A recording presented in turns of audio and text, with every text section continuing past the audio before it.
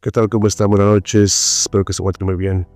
Aquí estamos haciendo un informe, una investigación acerca de la lógica, porque precisamente la semana pasada estaba yo analizando y recordando aquellos tiempos de la secundaria, donde pues todos mis compañeros y su servidor también nos la pasábamos bastante bien. Una etapa hermosa, linda, de tantas bromas, de tantas cosas que vivimos, que pues todo el mundo ya sabe de qué estamos hablando. El cotorreo, el desmane dentro de los salones, las bromas, todas esas cosas que uno pasa aquí en estas escuelas. Bueno, que realmente ya no sé cómo sean en estos años, ya hace años que no me paro en la secundaria, pero estaba yo recordando una maestra en especial, porque cuando salimos de la secundaria y insistía mucho que nos tenía un regalo. Entonces, de alguna forma encontró nuestros números, o los números de nuestros papás, y les marcó, les insistió que fuéramos a verla para que nos diera un regalo. Era un pequeño libro de este tamaño más o menos. Dentro de este libro decía lógica, y en ese entonces yo no tenía ni idea, y prácticamente desconocía esa palabra. Incluso en la secundaria, después de la secundaria, ya en la preparatoria, ni siquiera abordamos ese tema para nada. Todo era risas, relajo,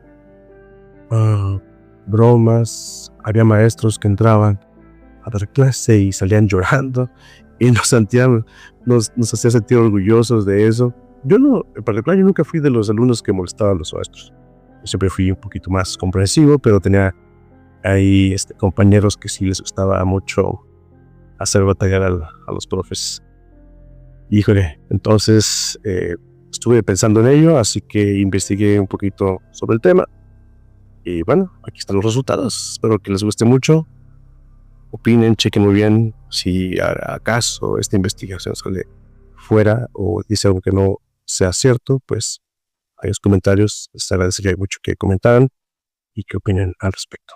Nos pedimos y sigan el video con la Plus Education presenta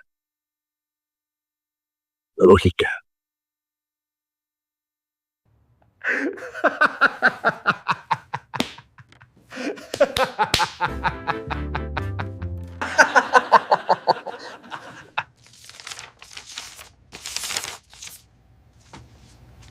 El mexicano se oculta en máscaras para evitar la confrontación directa con su realidad. Ignorarla o burlarla, en lugar de transformarla lógicamente. Se celebra al personaje que evita responsabilidades, que confunde términos y que triunfa o sobrevive a través del caos y no de la competencia. Estas narrativas normalizan la falta de consecuencias lógicas. El error no se corrige, se aplaude como gracia.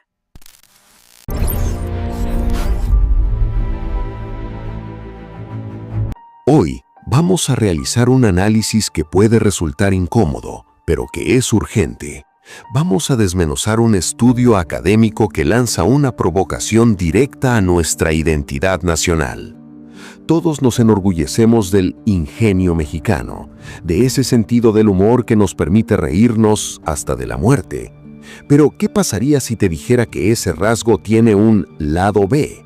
¿Será posible que nuestra risa sea, en realidad, un mecanismo de defensa que está frenando el desarrollo intelectual y económico del país? La tesis central que vamos a explorar hoy es contundente. La costumbre nacional de usar el humor para evadir la realidad, lo que los sociólogos llaman la cultura del relajo, ha funcionado históricamente como un freno de mano para nuestro pensamiento crítico. Para entender esto sin simplismos, vamos a dividir este análisis en 5 puntos clave: la crisis de seriedad, el relajo como institución, los culpables culturales, el impacto en la lógica y finalmente cómo esto golpea tu cartera. Empecemos por el cimiento de todo, la crisis de seriedad. Este análisis retoma al filósofo mexicano Jorge Portilla y su concepto de seriedad ontológica, Y aquí necesito que presten mucha atención, porque solemos confundir los términos. Cuando decimos que a México le falta seriedad, no estamos diciendo que debamos ser unos amargados o gente triste, de ninguna manera. La seriedad, en este contexto, es la capacidad de un individuo o de una cultura para comprometerse con la realidad, con los hechos y con la lógica tal y como se presentan, sin intentar evadirlos. Aquí está la distinción clave que a menudo ignoramos. Una cosa es la solemnidad y otra es la seriedad. La solemnidad es ponerse un traje, hablar con palabras rimbombantes y seguir protocolos rígidos. De eso en México tenemos mucho. Políticos solemnes, burocracia solemne. Es pura forma. La seriedad, en cambio, es fondo. Es un compromiso con la verdad.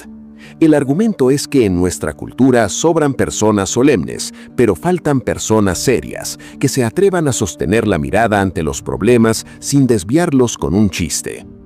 Esto nos lleva al segundo punto, el relajo como institución. El relajo no es simplemente contar chistes en una fiesta. Según este estudio, es un mecanismo social activo, casi una regla no escrita de convivencia. El relajo se activa instintivamente para desarmar cualquier situación que exija un compromiso elevado. Piénsalo, estás en una junta de trabajo, en una discusión familiar o ante un problema nacional grave.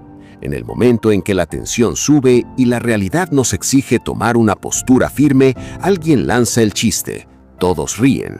La tensión desaparece, sí, pero el problema sigue ahí, intacto. Usamos el humor para disolver la realidad, para no tener que confrontar el hecho incómodo. Es una forma de cobardía intelectual disfrazada de carisma. Preferimos caer bien a tener la razón. Ahora, si esto es tan dañino, ¿por qué sigue vivo? ¿Qué alimenta esta dinámica? El análisis señala dos pilares que refuerzan esta conducta desde que somos niños: los medios masivos y el sistema escolar. Hablemos claro de los medios. Durante décadas, la comedia dominante, pensemos en fenómenos como Chespirito o los personajes de Eugenio Derbez, ha seguido un patrón. Se ridiculiza el saber y se premia la astucia. El personaje culto suele ser retratado como aburrido, pretencioso o ridículo, mientras que el héroe es el que, sin saber nada, se sale con la suya usando la maña. Y luego está la escuela. Aquí entra el fenómeno de la carrilla. En el aula mexicana existe un castigo social automático para quien demuestra interés genuino en el aula. Al estudiante que pregunta, al que se queda con la duda, al que quiere profundizar, se le etiqueta como el matadito. La presión social de la carrilla desincentiva la curiosidad seria. Aprendemos desde niños que es socialmente más rentable ser el simpático ignorante que el serio conocedor. Todo esto suena a teoría sociológica, pero tiene consecuencias medibles. Aquí entran los datos duros. El punto 4 nos lleva a las pruebas internacionales, como PISA de la OCDE. Existe una correlación. Cuando una cultura entrena a su cerebro para buscar el atajo cómico en lugar de la secuencia lógica, el pensamiento matemático sufre. Esa brecha que vemos en los resultados de México frente a otros países no es casualidad, es el síntoma de una mente colectiva que no está habituada al rigor del pensamiento secuencial. Y finalmente, el punto 5, el impacto en tu cartera. Del relajo pasamos al analfabetismo financiero. El argumento final del estudio es devastador.